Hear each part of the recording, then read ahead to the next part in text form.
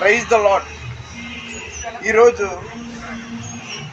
మార్చి 18వ తారీఖు 2025వ సంవత్సరం. దహించు అగ్ని రాజమండ్రి నుండి థామస్ గారు వస్తారు కదా. దాదాపు 3 సంవత్సరాలుగా రెగ్యులర్గా వస్తున్నాను.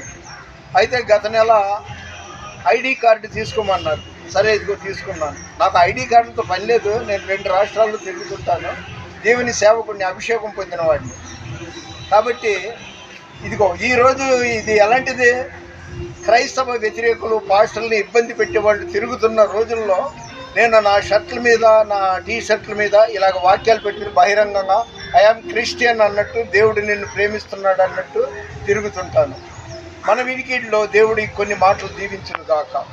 ఈ లోక దేవతలన్నీ ఆయన ముందరా, ఈ లోక దేవతలన్నీ ఆయన ముందరా సాగిలపడి నమస్కరించి గడగడలాడును. వంగని మోకాళ్ళన్నీ, వంగని మోకాళ్ళన్నీ యేసయ్య ఎదుట వంగిపోవును. యేసు రాజుగా వచ్చుచున్నాడు. భూలోకమంతా తెలుసుకుంటారు. రవి కోటి తేజుడు రమ్యమైన దేవుడు, రవి కోటి తేజుడు రమ్యమైన దేవుడు రారాజుగా వచ్చుచున్నాడు. మన వినికిడిలో దేవుడి కొన్ని మాటలు దీవించును గాక. Once again Vijayawada Gandhinagar gymkhana ground పక్కన ఉన్న కందుకూరి కళ్యాణ